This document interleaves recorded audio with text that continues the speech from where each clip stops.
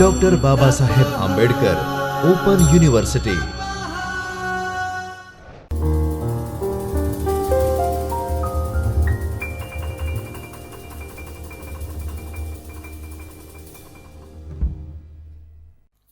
નમસ્કાર વિદ્યાર્થી મિત્રો, A++ની ખ્યાતિ મેળવનાર ડૉક્ટર બાબા સાહેબ આંબેડકર ઓપન યુનિવર્સિટીના જ્યોતિર્મય પરિસરના ચૈતન્ય સ્ટુડિયોમાં હું ડૉક્ટર જયેશ પરમાર સમાજશાસ્ત્ર વિભાગ વતી આપ સૌનું હાર્દિક સ્વાગત કરું છું.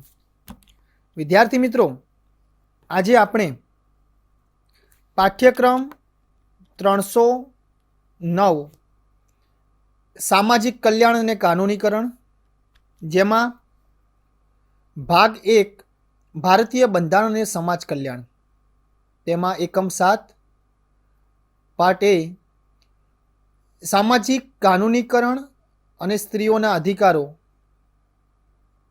જેની અંદર આપણે સ્ત્રીઓના અધિકારો વિશે ચર્ચા કરી હતી. આજે આપણે જે વાત કરવાની છે હિન્દુ લગ્ન ધારો 1955, તેની શરતો અને સપ્તપદી વિધિ વિશે.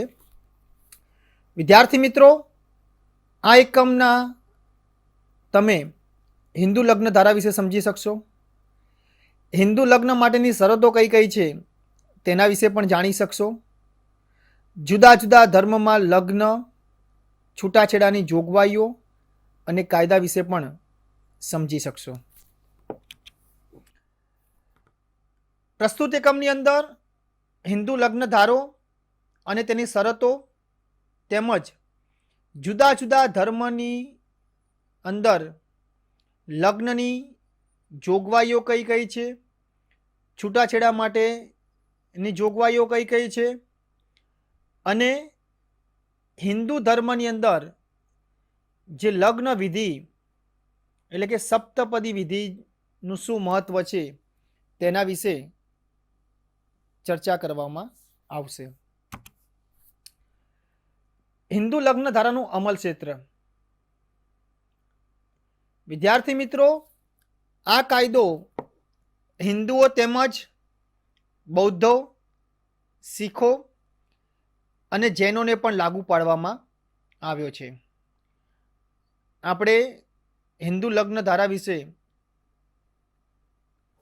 આગળના અભ્યાસક્રમમાં પણ ચર્ચા કરી હતી, પરંતુ આ જે કાયદો છે એ કાયદો જેઓ ધર્મથી એટલે કે મુસ્લિમ, ખ્રિસ્તી, પારસી નથી તેવા લોકોને પણ આ કાયદો લાગુ પડતો હોય છે.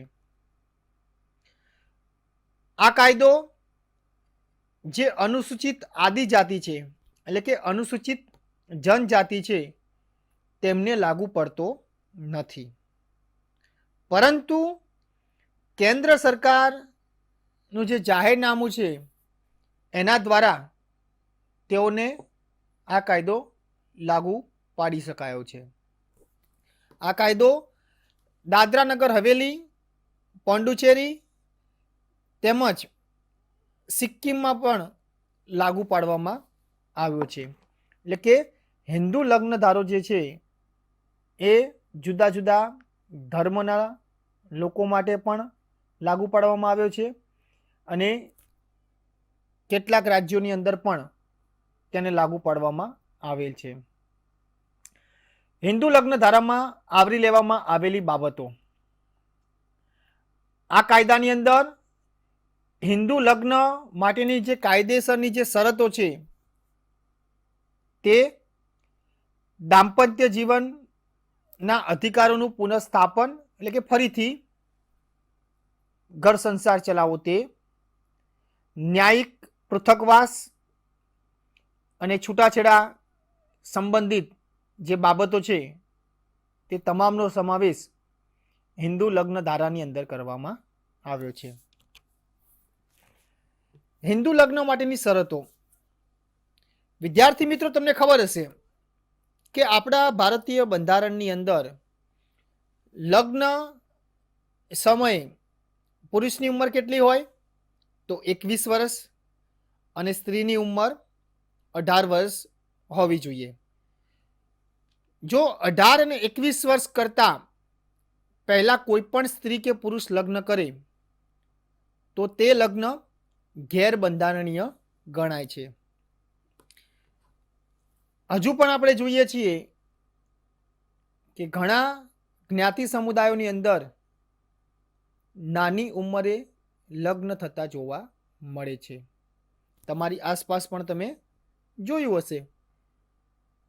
પરંતુ એ ખરેખર ગેરકાયદેસર લગ્ન ગણાય છે, કારણ કે ભારતીય બંધારણની અંદર જે લગ્ન વય નક્કી કરવામાં આવી છે એ વય અનુસાર જ લગ્ન કરવા કાયદેસર ગણાય છે. લગ્નથી જોડાનાર જે સ્ત્રી અને પુરુષ છે તે એકબીજાના સપિંડ ન હોવા જોઈએ. એટલે કે જે પણ પાત્ર છે એમની વચ્ચે લોહીનો સંબંધ ન હોવો જોઈએ. બંને વચ્ચેના લગ્ન રિવાજ કે પરંપરા માન્ય હોય એ સિવાય, કારણ કે એક જ રક્ત સંબંધી કુટુંબના સભ્યો વચ્ચે લગ્ન થતા નથી. હિન્દુ જ્ઞાતિ સમૂહોની પોતાની જાતિ કે પંચો દ્વારા થયેલ લગ્નના સામાજિક બંધારણનું પાલન કરવાનું રહે છે. તમને ખબર હશે કે દરેક જ્ઞાતિને પોતાનું જ્ઞાતિ પંચનું બંધારણ હોય છે અને એ બંધારણના આધારે ઘણા નીતિ નિયમો તૈયાર કરવામાં આવેલા હોય છે અને આના આધારે લગ્નની વિધિ શું, ત્યાર પછી જે જુદા જુદા રીત રિવાજો હોય, જુદા જુદા પ્રસંગોની બાબત હોય, એ તમામ બાબતોનો ઉલ્લેખ કરવામાં આવેલો હોય છે. એટલે કે આ તમામ પ્રકારની જો શરતો પૂર્ણ થતી હોય તો તેવા લગ્નને કાયદેસર લગ્ન ગણવામાં આવે છે. હિન્દુ લગ્ન ધારો 1955ની અસરો. તમને ખબર હશે કે પહેલા દ્વિપત્ની, બહુપતિ અને બહુપતિ પ્રથા જોવા મળતી હતી. પરંતુ આ બધી જ કુપ્રથાઓ પર પ્રતિબંધ મૂકીને અત્યારે વર્તમાન સમયની અંદર એક સાથી લગ્નને કાયદેસરતા આપવામાં આવેલ છે. એટલે કે એક પતિ પત્ની લગ્નનો આદર્શ સ્થાપિત કરે છે. હિન્દુ ધર્મની અંદર બહુપતિ લગ્ન અથવા તો બહુપત્ની લગ્ન એ ગેરકાયદેસર ગણાતું હોય છે. ખાસ કરીને બાળ લગ્ન ઉપર પ્રતિબંધ મૂકવામાં આવેલ છે અને પુખ્ત વય એટલે કે જે બંધારણની અંદર લગ્ન વય નક્કી કરવામાં આવેલ છે એના આધારે જ જો લગ્ન થતા હોય તો તેને કાયદેસર ગણાતા હોય છે. અનુલોમ અને પ્રતિલોમ લગ્નને પણ માન્યતા આપવામાં આવેલી છે. એટલે કે કોઈ નિમ્ન વર્ગનો પુરુષ ઉપલા વર્ગની સ્ત્રી સાથે લગ્ન કરે તો તેને પણ માન્ય ગણાય છે, અથવા તો ઉપલા વર્ગનો પુરુષ નિમ્ન વર્ગના એટલે કે નિમ્ન વર્ગની સ્ત્રી સાથે લગ્ન કરે તો તેને પણ માન્યતા આપવામાં આવેલ છે. સૌથી મહત્વની બાબત, આંતરજ્ઞાતીય લગ્નને પણ હવે કાનૂનની માન્યતા મળી ગઈ છે. એટલે કે કોઈ પણ વ્યક્તિ કે સ્ત્રી એ કોઈ પણ જ્ઞાતિ અથવા તો કોઈ પણ ધર્મની વ્યક્તિ સાથે લગ્ન સંબંધી જોડાઈ શકે છે. એટલે કે હવે આંતરજ્ઞાતીય લગ્નને પણ કાનૂની માન્યતા પ્રાપ્ત થયેલી છે. દરેક વ્યક્તિ કે સ્ત્રી એ હવે પરસ્પર સંમતિથી છૂટાછેડા પણ લઈ શકે છે. એટલે કે લગ્ન વિચ્છેદ પણ થઈ શકે છે. જો બંને વચ્ચે મનમેળ ના આવતો હોય તો બંને પોતાની મરજીથી છૂટાછેડા લઈ શકે છે. સ્ત્રી અને પુરુષને બંનેને આની અંદર સમાનતા આપવામાં આવેલ છે. જીવનસાથીની પસંદગીનું ક્ષેત્ર ખૂબ જ વ્યાપક બનાવવામાં આવેલ છે. એટલે કે કોઈ પણ સ્ત્રી કે પુરુષ પોતાના જીવનસાથીની પસંદગી હવે જાતે કરી શકે છે. અને આના કારણે દરેક સ્ત્રી કે પુરુષને પોતાનું મનગમતું પાત્ર પણ મળી રહેતું હોય છે. એટલે કે સ્વપસંદગી લગ્નને પણ અને પ્રેમ લગ્નની તક પણ પૂરી પાડી છે. આ રીતે જીવન સાથીની પસંદગી કરવાની તક પણ દરેક પુરુષ અને સ્ત્રીને આપવામાં આવેલ છે. લગ્ન વિધિ તરીકે સપ્તપદી વિધિનું સાતત્ય. હિન્દુ લગ્ન ધારાની કલમ 7 મુજબ લગ્નની કાયદેસરતા માટે સપ્તપદી વિધિ અને પ્રણાલિકાગત વિધિ આવશ્યક ગણવામાં આવી છે.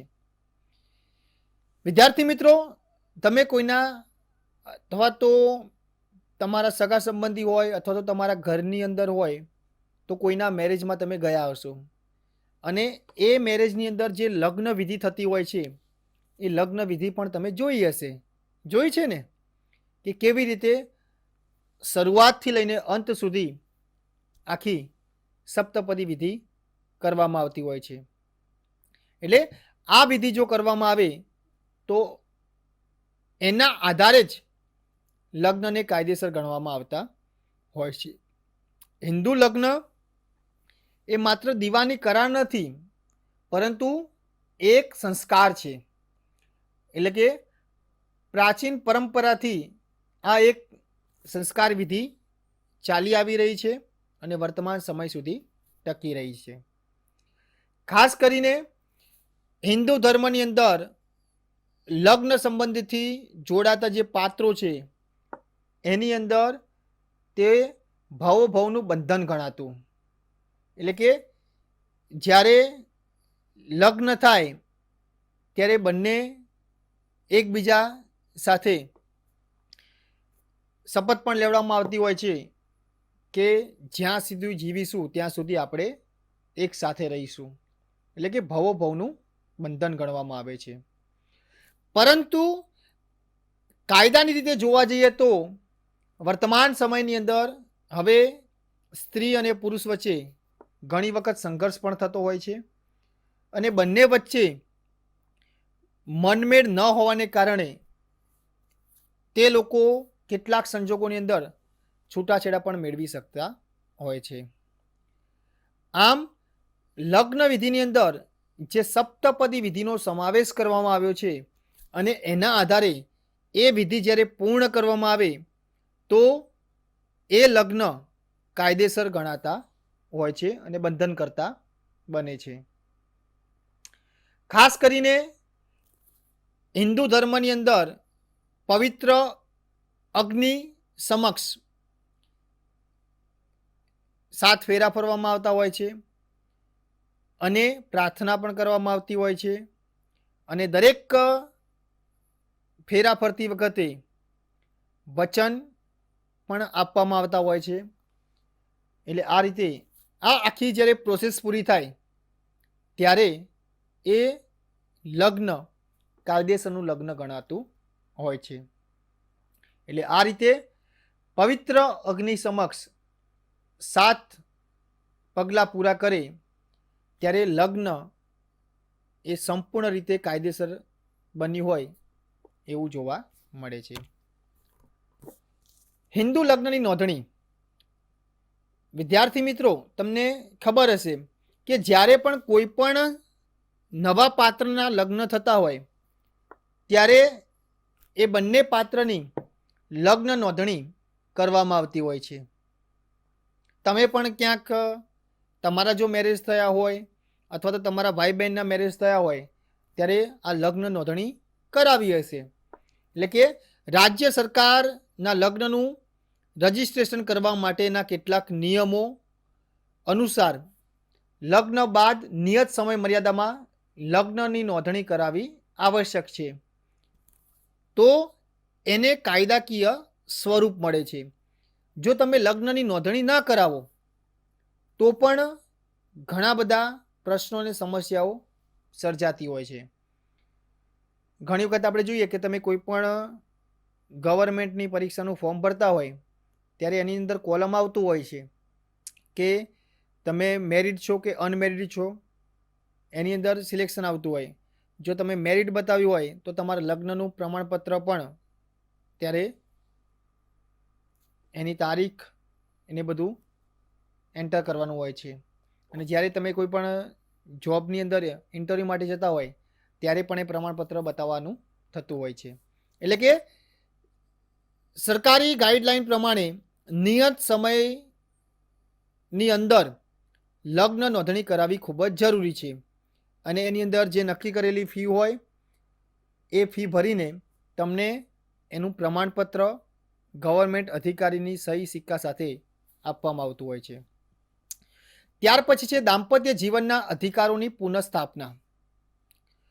લગ્ન બાદ પતિ પત્ની કે બંને દાંપત્ય જીવનમાં અનુકૂલન સાધવામાં નિષ્ફળ જાય અને દાંપત્ય જીવનના અધિકારોનો ભોગવટો ભાંગી પડે કે એકબીજાના દાંપત્ય જીવનના અધિકારોના ભોગવટાનો અનાદર થાય તેવા સંજોગોમાં પતિ વાજબી કારણ વિના પત્નીનો ત્યાગ કરે કે પત્ની વાજબી કારણ વિના પતિનો ત્યાગ કરે તેવું બનતું હોય છે. એટલે કે ઘણી વખત એવું થતું હોય કે પતિ પત્ની વચ્ચે જ્યારે અનુકૂલન ન સંધાય અથવા તો બંનેના દાંપત્ય જીવનની અંદર ક્યાંક એવી ઘટના બની હોય અને એના કારણે બંને વચ્ચે સંઘર્ષ ઊભો થયો હોય અને બંને ફરીથી જોડે રહેવા ન માગતા હોય ત્યારે એ બંને એકબીજાની સંમતિથી છૂટાછેડા પણ લઈ શકતા હોય છે. એટલે કે બંને પોતાના દાંપત્ય જીવનનો અંત પણ લાવી શકે છે. પરંતુ એના માટે જે વ્યાજબી કારણ છે એ યોગ્ય હોવું જરૂરી છે. ઘણી વખત નાની નાની બાબતોની અંદર પણ છૂટાછેડાનું પ્રમાણ વધી ગયું છે. આપણે જોઈએ છીએ કે તમે વર્તમાનપત્રની અંદર ટીવી ન્યૂઝ ચેનલની અંદર જોતા હશો કે દિન પ્રતિદિન છૂટાછેડાનું પ્રમાણ વધતું જાય છે. ન્યાયિક પૃથકવાસ.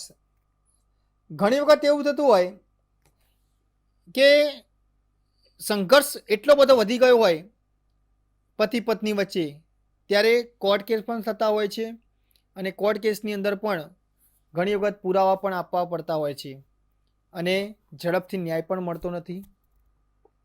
તો એવા કયા કારણો છે કે તમે ન્યાયિક પૃથકવાસ માટે દાવો માંડી શકો?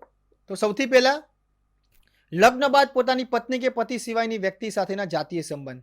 એટલે કે સ્ત્રી અને પુરુષ બંને લગ્ન સંબંધી જોડાયેલા હોય અને પર પુરુષ કે સ્ત્રી સાથે સંબંધ હોય એવા સંજોગોની અંદર સામો પક્ષ ક્રૂરતા દાખવતો હોય, હિંસા કરતો હોય, મારઝૂડ કરતો હોય, દાવો માંડેના 2 વર્ષ પહેલાંથી દાવેદારનો સામા પક્ષે ત્યાગ કર્યો હોય, સામો પક્ષ ધર્માંતર કરવાથી બિન હિન્દુ બની ગયેલ હોય અથવા તો કોઈ પણ માનસિક રોગથી પીડાતો હોય જેથી તેની સાથે રહી શકવા માટે સમર્થ ન હોય, જીવલેણ અસાધ્ય રોગ રક્તપિત્તથી પીડાતો વ્યક્તિ હોય અથવા તો સામો પક્ષ ચેપી જીવલેણ રોગથી પીડાતો હોય, સામા પક્ષે સંન્યાસ લઈ લીધો હોય અને છેલ્લા 7 વર્ષથી જીવિત હોવાના સમાચાર ન હોય તો આ બધી જે બાબતો છે એ બાબતોને આધારે તમે ન્યાયિક પૃથકવાસ અનુસાર અદાલતની અંદર દાવો માંડી શકો છો અને છૂટાછેડા માટેની અરજી પણ દાખલ કરી શકો છો. છૂટાછેડા માટેની જોગવાઈ. પતિ અને પત્ની બેમાંથી કોઈ પણ પાત્ર એ કેટલાક કારણોસર છૂટાછેડા માટે દાવો અદાલતની અંદર દાખલ કરી શકે છે. એટલે કે ન્યાયિક પૃથકવાસનો હુકમ થયા બાદ 1 વર્ષ કે તેથી વધુ સમયથી પતિ પત્ની હોય તે રીતે સહનિવાસ ન કર્યો હોય, એટલે કે 1 વર્ષ સુધી બંને સાથે ન રહ્યા હોય અને એકબીજાથી અલગ રહેતા હોય ત્યારે પણ તમે દાવો દાખલ કરી શકો. અથવા તો પતિએ અથવા તો પત્નીએ બીજું લગ્ન કરી દીધું હોય અથવા લગ્ન પહેલાં પતિની બીજી પત્ની હયાત હોય અને પતિએ લગ્ન કરી લીધું હોય તો તેવા સંજોગોની અંદર પણ દાવો દાખલ કરી શકાય છે. લગ્ન થયા ત્યારથી પતિ બળાત્કાર, સમલિંગી સંબંધ કે પશુગમનથી ગુનાહિત હોય. ઘણી વખત જોઈએ છીએ કે સ્ત્રીઓ ઉપર ઘણા બધા અત્યાચાર પણ કરવામાં આવતા હોય છે, એની સાથે મારઝૂડ પણ કરવામાં આવતી હોય છે. એટલે આ તમામ બાબતોને ધ્યાનમાં રાખીને તેમજ વ્યભિચાર, ત્યાગ, ક્રૂરતા, માનસિક અસ્વસ્થતા, કુષ્ઠરોગ, બેન્ડલ ડિસીઝ, 7 વર્ષથી હયાત હોવાના સમાચાર ન હોય તથા પારસ્પરિક સંમતિનો સમાવેશ થાય છે. આ તમામ બાબતો જો બની હોય તો તમે છૂટાછેડા માટે દાવો માંડી શકો. ઘણી વખત આપણે જોઈએ છીએ કે અદાલતની અંદર ખોટા કેસીસ પણ દાખલ કરવામાં આવતા હોય છે. ઘટનાઓ ન બની હોય છતાં પણ એને ઘટનાનું સ્વરૂપ આપીને આવા કેસો અત્યારે વર્તમાન સમયની અંદર અદાલતમાં ઘણા બધા પેન્ડિંગ આપણને જોવા મળે છે. પારસ્પરિક સંમતિથી છૂટાછેડા. છૂટાછેડા માટેનો જો અદાલતની અંદર કેસ ચાલતો હોય તો એ કેસની અંદર ઘણી વખત એવું થતું હોય કે આપણને ખબર છે કે જ્યારે કોઈ પણ સ્ત્રી કે પુરુષે છૂટાછેડા માટે અદાલતમાં અરજી કરી હોય ત્યારે તારીખ પે તારીખ એવું જોવા મળતું હોય છે આપણને. અને એના કારણે બંને પક્ષ લોકો આ રીતે અદાલતના ધક્કા ખાઈને કંટાળી ગયેલા હોય છે. પછી બંને પારસ્પરિક સંમતિથી એકબીજા વચ્ચે વાતચીત દ્વારા અથવા તો એમના સગા સંબંધીઓ હોય અથવા તો એમની જ્ઞાતિનું જે પંચ હોય એ લોકોને ભેગા કરીને પારસ્પરિક સંમતિથી પણ છૂટાછેડા મેળવી શકે છે. એટલે કે આની અંદર કલમ 13B હેઠળ છૂટાછેડા થઈ શકે છે. એટલે કે જો બંને પક્ષકારોને સાંભળીને તથા તપાસ કરીને અદાલતને સંતોષ થાય તો અદાલત છૂટાછેડાનો હુકમ કરી શકે છે. એટલે કે બંને પક્ષે નક્કી જ કરી લીધું હોય કે હવે અમારે ભેગા રહેવું નથી, હવે અમારો ઘર સંસાર આગળ ચાલી શકે એમ નથી. જો એવું નક્કી જ કરી દીધું હોય અને ન્યાયાધીશને પણ એમ લાગે કે ખરેખર આ વસ્તુ યોગ્ય છે અને આગળ એ લોકો જીવન જીવી નહીં શકે સાથે ભેગા રહીને, તો અદાલત પણ છૂટાછેડા માટે હુકમ કરી શકે છે. રાહત અને ભરણપોષણ. આપણે જોઈએ છીએ ઘણી વખત કોઈ પુરુષે સ્ત્રીનો ત્યાગ કર્યો હોય તો એવા સમય દરમિયાન સ્ત્રીને પોતાના ભરણપોષણ માટે પણ કાયદાકીય રીતે એને અધિકાર આપવામાં આવ્યો છે. ત્યક્તાવસ્થા અને અલગ નિવાસ તેમજ ન્યાયિક પૃથકવાસ અને છૂટાછેડાના કિસ્સામાં સ્ત્રીને આર્થિક રાહત અને ભરણપોષણ મેળવવાનો અધિકાર મળ્યો છે. જો સ્ત્રીને સંતાન હોય અને બંનેનો પુરુષે લાંબા સમય સુધી ત્યાગ કર્યો હોય ત્યારે ભરણપોષણ માટે સ્ત્રી અદાલતની અંદર પોતાનો દાવો માંડી શકે છે. અને આના કારણે પણ સ્ત્રી અને એના બાળકને પતિની આવકમાંથી જે નક્કી કરવામાં આવે એ રકમ એના ભરણપોષણ માટે આપવામાં આવતી હોય છે. પણ વિદ્યાર્થી મિત્રો, તમને એક બીજી વાત એ પણ કહું કે પુરુષ પાસેથી સ્ત્રી ભરણપોષણ મેળવી શકે છે, તેવી રીતે સ્ત્રી પાસેથી પણ પુરુષ ભરણપોષણ મેળવી શકે છે. પરંતુ એ સ્ત્રી આર્થિક રીતે સુખી સંપન્ન હોવી જોઈએ અથવા તો એ કોઈ સારો એવો વ્યવસાય પણ કરતી હોય અને સ્ત્રીનો જે વ્યવસાય છે અને એના કારણે જો પુરુષ જે છે એની પાસે આવકનું કોઈ સાધન ના હોય અથવા તો ઓછી આવક હોય અથવા તો બેરોજગાર હોય તો એવા સમયે પુરુષ પણ સ્ત્રી પાસેથી ભરણપોષણ મેળવી શકે છે. હવે જુદા જુદા ધર્મની અંદર પણ લગ્નની વિધિઓ કેવી છે, છૂટાછેડાની જોગવાઈ કેવી છે, એની અંદર ઘણી વખત તો હિન્દુ લગ્ન ધારો જે 1955 છે એ પણ ઘણા ધર્મોમાં લાગુ પડતો હોય છે. ભારતના ખ્રિસ્તી સમુદાય માટે લગ્ન અને છૂટાછેડાની જોગવાઈ 1872ના ભારતીય ખ્રિસ્તી લગ્ન કાનૂન 1872 અને 1869ના છૂટાછેડાના કાયદાથી થયેલી છે. એટલે એની અંદર લગ્નની જોગવાઈ કઈ છે ખ્રિસ્તી ધર્મની અંદર કે સ્ત્રી અને પુરુષ બંને પુખ્ત વયના હોવા જોઈએ. કારણ કે લગ્ન વય જે નક્કી કરવામાં આવી છે ભારતીય બંધારણની અંદર એ દરેક ધર્મના લોકો માટે સમાન રહે છે. ત્યાર પછી લગ્ન સંબંધી જોડાનાર વ્યક્તિઓને પત્ની કે પતિ હયાત હોવો જોઈએ નહીં જ્યારે બીજું લગ્ન કરવાનું હોય ત્યારે. ભારતીય ખ્રિસ્તી લગ્નનું સર્ટિફિકેટ આપનાર અધિકૃત હોય તેવા રાજ્ય સરકારે નિમેલા મેરેજ રજિસ્ટ્રારની હાજરીમાં લગ્ન ગ્રંથિથી જોડાઈ શકાય છે. જેવી રીતે હિન્દુ ધર્મની અંદર મેરેજ સર્ટી માટે જે નોંધણી કરવામાં આવતી હોય છે એવી રીતે ખ્રિસ્તી ધર્મમાં પણ કરવામાં આવતી હોય છે. ખ્રિસ્તી ધર્મની અંદર લગ્ન ગ્રંથિથી જ્યારે જોડાતી વ્યક્તિઓ છે તો બંને પક્ષના 2 સાક્ષીની હાજરી પણ આવશ્યક હોય છે. હવે છૂટાછેડાની જોગવાઈ કઈ છે? પતિએ ધર્માંતરણ કર્યું હોય અને બીજી સ્ત્રી સાથે લગ્ન કર્યું હોય તો પત્ની છૂટાછેડા મેળવી શકે છે. એટલે કે સ્ત્રીનો પતિ એ કોઈ બીજો ધર્મ અપનાવ્યો હોય અથવા તો એને બીજી સ્ત્રી સાથે લગ્ન કરે હોય પહેલી સ્ત્રીને છૂટાછેડા આપ્યા વગર, ત્યારે આવા સંજોગોની અંદર પહેલી પત્ની છૂટાછેડા માટે દાવો માંડી શકે છે.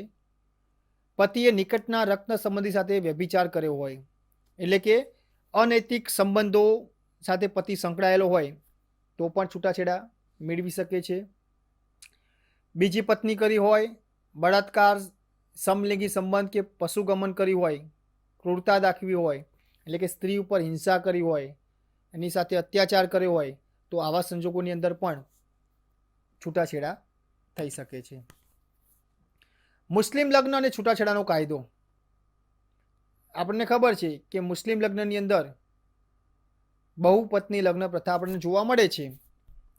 1939નો મુસ્લિમ લગ્ન વિચ્છેદનો કાયદો તથા તે પૈકી ભારત સરકાર દ્વારા વખતો વખત કાયદાઓમાં સુધારો વધારો કરી છૂટાછેડાની જોગવાઈ કાયદાને આધીન સરકાર દ્વારા અમલી થતી હોય છે. એટલે કે વખતો વખત સુધારા વધારા થતા હોય છે કે છૂટાછેડા માટેની જોગવાઈઓ કેવી છે, લગ્ન વિધિ માટેની જોગવાઈઓ કેવી છે. આપણે જોયું છે કે મુસ્લિમ લગ્નની અંદર છૂટાછેડા માટે કે 3 વખત તલાક બોલી દેવામાં આવે તો એ છૂટાછેડા થઈ જતા હોય છે. એટલે કે લગ્ન વિચ્છેદ થઈ જતું હોય છે. પરંતુ આપણે જોઈએ કે એ કાયદાની અંદર ઘણા બધા પરિવર્તનો આવ્યા છે, ચેન્જિંગ આવ્યા છે. વર્તમાન સમયની અંદર પણ સરકારે એની અંદર બદલાવ લાવ્યો છે. પારસી લગ્ન અને છૂટાછેડાનો કાયદો 1936. પારસી ધર્મની અંદર પણ આપણા ભારતીય બંધારણ અનુસાર વખતો વખત સુધારા વધારા કરવામાં આવતા હોય છે. પારસી સમુદાયની અંદર એક સાથી લગ્ન પ્રથા જોવા મળતી હોય છે અને આ લગ્નને કાયદેસર બક્ષવા માટે ઘણી બધી શરતો પણ પૂર્ણ કરવી જરૂરી બને છે. લગ્ન સંબંધિત જોડાનાર સ્ત્રી પુરુષ કાયદામાં નિયત થયા અનુસારની લોહીની સગાઈ ધરાવતા ન હોવો જોઈએ. એટલે કે એક જ રક્ત સંબંધ ધરાવતા વ્યક્તિ સાથે લગ્ન કાયદેસર ગણાતા નથી. એવું હિન્દુ ધર્મમાં પણ જોવા મળે છે. બંધારણથી આપણે જોઈએ છીએ કે લગ્ન વય તો જે નક્કી કરવામાં આવી છે પુરુષ માટે 21 વર્ષ અને સ્ત્રી માટે 18 વર્ષ, આ બંને પૂર્ણ કરેલી હોવી જરૂરી છે. લગ્નમાં જે એની ધાર્મિક વિધિ છે ખ્રિસ્તી ધર્મની એ આવશ્યક ગણાતી હોય છે. પારસી ધર્મની અંદર પારસી પુરોહિત દ્વારા ધાર્મિક વિધિ કરવામાં આવતી હોય છે અને આ જે વિધિ છે એને આશીર્વાદ વિધિ તરીકે પણ આપણે ઓળખીએ છીએ. લગ્ન વિધિ વખતે 2 પારસી સાક્ષીની પણ હાજરી જરૂરી હોય છે. એટલે કે જ્યારે પણ લગ્ન થાય ત્યારે સાક્ષીની સહી પણ કરવામાં આવતી હોય છે. કારણ કે તો જ કહેવાય કે બંનેની સાક્ષીની હાજરીમાં બંને લગ્ન કર્યા છે અને એને કાયદેસરતા પ્રાપ્ત થાય છે. ભરણ પોષણ લગતા કાયદા. આપણે જે વાત કરીએ અગાઉ કે કોઈ પણ સ્ત્રી કે પુરુષ હોય અને જો બંનેને અન્યાય થયો હોય તો બંને વ્યક્તિ ભરણ પોષણને પાત્ર છે. ખાસ કરીને આપણે જોઈએ તો એને બંધારણીય અધિકાર પણ કહેવામાં આવે છે અને પત્ની અને એના આધારિત બાળકોને પણ ભરણ પોષણ મેળવવાનો અધિકાર છે. નિરાધાર મા બાપ અને છૂટાછેડા લીધેલી સ્ત્રીને પણ ભરણ પોષણ મેળવવાનો અધિકાર પ્રાપ્ત થયો છે. હિન્દુ પત્નીને તેના પતિ પાસેથી જીવનભર ભરણ પોષણ મેળવવાનો હક આપે છે. એટલે કે જ્યાં સુધી પત્ની અને પતિ વચ્ચે છૂટાછેડા ના થયા હોય અથવા તો પત્નીએ બીજું લગ્ન ન કર્યું હોય ત્યાં સુધી તે તેના પતિ પાસેથી ભરણ પોષણ મેળવી શકે છે. અને એવી રીતે હિન્દુ પત્નીને તેના પતિથી અલગ રહેવાનો તેમજ પતિ પાસેથી ભરણ પોષણ મેળવવાનો હક આપે છે. ખરેખર ઘણા બધા અધિકારો મહિલાઓને આપવામાં આવ્યા છે, પરંતુ આપણે જોઈએ છીએ કે ઘણી વખત અધિકારોનો દુરુપયોગ પણ થતો હોય છે. ને ખરેખર જે સાચે જ જેને અન્યાય થયો હોય અને એને ખરેખર ન્યાય મળે એ ખૂબ જ જરૂરી છે. વિધવા પુત્ર વધુને તેના મૃત જે પતિ હોય એટલે કે એનો પતિ મૃત્યુ પામ્યો હોય તો એની મિલકતમાંથી કે મૃત પતિના પિતા કે માતાની મિલકતમાંથી કે પુત્ર પાસેથી ભરણ પોષણ મેળવવાનો હક છે. ઘણી વખત એવું થતું હોય કે સ્ત્રીનો પતિ જ્યારે મૃત્યુ પામ્યો હોય તો એની જે મિલકત છે એમાંથી સ્ત્રીને કંઈ પણ અધિકાર આપવામાં નથી આવતો. એટલે કે એની મિલકતમાંથી કંઈ પણ ભાગ આપવામાં નથી આવતો. આવું આપણે જોઈએ છીએ. ને ખરેખર જ્યારે પણ સ્ત્રીનો પતિ મૃત્યુ પામે તો એની જે મિલકત હોય એ મિલકતમાં એનો અડધો ભાગ ગણવામાં આવતો હોય છે અને એને કાયદેસર રીતે મળવો પણ જોઈએ. એના જે બાળકો છે એ બાળકોને પણ ભરણ પોષણ મેળવવાનો હક છે. વૃદ્ધ કે નિરાધાર મા બાપનું ભરણ પોષણ કરવાની જવાબદારી પુત્રની ગણવામાં આવે છે. આપણે જોઈએ છીએ કે ઘણી વખત હમણાં જ એક કોર્ટની અંદર ચુકાદો આવ્યો કે જો સ્ત્રી પોતાના પતિના સાસુ સસરાની સેવા કરવાની ના પાડે તો પણ એને ભરણ પોષણ મળતું નથી. કારણ કે ઘણી વખત એવું થતું હોય કે સ્ત્રીના કારણે એના જે પતિના માતા પિતા છે એ લોકોએ પણ ઘણો બધો અન્યાય સહન કરવો પડતો હોય છે અને સ્ત્રીના જે સાસુ સસરા છે એ લોકો પાસેથી પણ સ્ત્રીને ઘણી વખત અન્યાય સહન કરવો પડતો હોય છે.